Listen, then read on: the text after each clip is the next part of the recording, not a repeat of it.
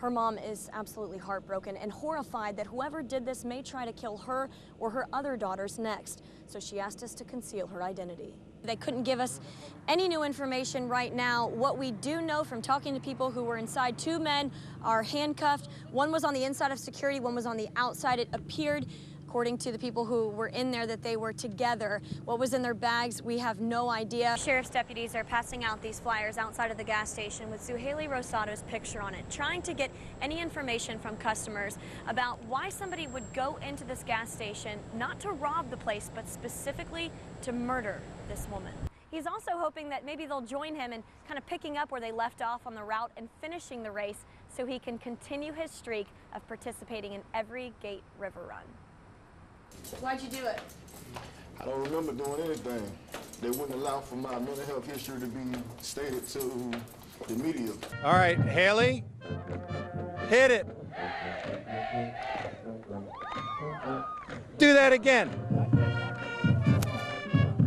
Today wasn't even that bad. The water has gone way down since this morning, but when it gets really bad, this is what they have to deal with. All this debris, this trash, they won't go through the grates. The problem is this lake bed is full of pine needles and other organic material that has been living in this swamp for centuries. Look at how deep they have to go to get to the moist stuff. The fire is burning all the organic material on top. And not only can it jump over the containment lines, it can travel underneath the ground. And check this out, in just seconds, it's on fire.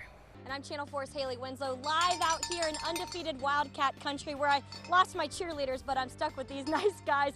Coming up, the offensive line coach and I go head to head, or should I say, teat to teat, in a cow milking contest. You also have to deal with stuff like this, all this vegetation that clogs up the creek, along with all kinds of other stuff we'll see floating down here. Another thing we always see, when the water rises, it floods the streets, and it can make it very dangerous for drivers. This right whale has fishing line attached to its tail, but that's not necessarily what caused it to die. Mary, it is a very strange case. There's a good chance that this boat either collided with or was run over by a cargo ship, but right now, there are just so many unknowns. What they'll do is they'll wrap themselves around your neck or your torso, and every time you exhale, they'll get tighter and tighter and tighter. He didn't think it'd be talked about this soon, but after further review, he decided to kick off the conversation. It's hard to imagine this section of Spanish Town, Jamaica used to be all sugarcane fields. But 7 years ago, thanks to Barbara Gilbert and Food for the Poor, now 14 families have a home. It's been 6 weeks, and I keep thinking she's gonna walk in the door. Rain Periwinkle looks over at the front door and down, knowing her little girl is never coming home. It's beyond any nightmare I could ever imagine. I don't ever want any parent to feel like this. She feels nauseous all the time, barely eats, can't sleep, and is now all alone. My children are my light. When Cherish left, everything's gone. After Cherish left, my other girls left, everything fell apart. She played with them. She was always the mother. She was always the teacher. Sometimes I get mad at Cherish because she'd be too bossy. Life's too short, Hailey. Periwinkle never imagined it would be so short for Cherish, kidnapped and killed by a sexual predator. And this should never have happened. It's an abomination that he was ever let out. And I'm disgusted in the justice system for ever letting him out. Now Periwinkle plans to do everything in her power to prevent this from happening to another child. Because I fear for the next mother and the next parent that's going to be on TV. Could be tomorrow, could be in a few months, it could be a year. I don't want to see another mom like myself or Mark Lunsford or Mark Klass or Summer Thompson's mom, Dina Thompson. I don't want to see any more people like that on TV. It's devastating. And now I'm added to the list.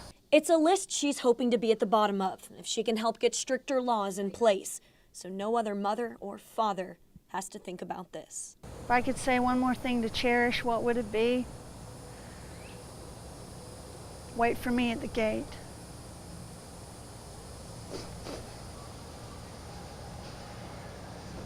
But first, Channel 4's Hailey Winslow is live from Talleyrand with what's developed throughout the day. Hailey? Mary, you know, it's kind of eerie out here. Normally you would hear traffic roaring over the bridge, and it's very quiet, and it's probably going to be that way for quite a while. This will be the most significant delays the city's had in a long time. This is why. A ship hit the Matthews Bridge. It happened at about 2 p.m. Investigators say 4 tugboats were leading the USNS Harry L. Martin from Blunt Island to the other side of the North Florida shipyard so workers could dredge Blunt Island. The 760-foot, nearly 40,000-ton Navy support ship went under the bridge and at the stern didn't fit. The lift ramp on the left side, which is called the port side king post buttress, hit the top of the bridge. The bridge is about 152 feet high. Obviously, it'll fluctuate depending on the tides and where you are on the bridge. Now, the ship, from the water line to the ramp, is 148 feet tall. So that gives the ship about 4 feet of wiggle room. With the high tide, the wind tide, and no cargo on board, which would make the ship sit up higher, the ship could easily be taller than the bridge, which it clearly was in this case. The Coast Guard is investigating the vertical clearance of the bridge at the time, why the tugs kept going, and why the lift ramps weren't lowered, which is possible to do. While that investigation continues, the Department of Transportation is focusing on fixing the bridge and getting it back open so the 56,000 vehicles that cross it each day can do so safely. Everybody's involved in this. This is affecting our broader community, and all the agencies are pitching in to help. Be patient, try to make adjustments whenever possible, and just understand this is going to be a process. Most bridges in Florida are required by law to have a vertical clearance marker that's on the side of the bridge, so when mariners go under it, they can tell how much room they have. Well, this is one of the bridges that doesn't have that, so captains really have to rely on charts and then factor in the tides to make sure that they can fit. Now, whether that was done or not is something the Coast Guard will be looking into. Reporting live in Talleyrand, Hailey Winslow, Channel 4, the local station. Hailey, the question on many drivers' minds, I'm sure, any idea from officials how long it could take to repair? Are we talking days? How about weeks? Well, Mary, you've seen the pictures of the bridge, that dent in the bridge. That doesn't necessarily tell the whole story. There might be more damage that you just can't see. So the DOT is going to have to do a thorough investigation, and then they're going to get an emergency repair contractor in here to fix it immediately. So the short answer is there's no telling. And we'll be following it every step of the way. Hailey Winslow reporting to us live. Thank you, Hailey. These are the people that are responsible for Football Friday on 4. John and Todd, Mike Gold. Whoa! No, I got to do the 11.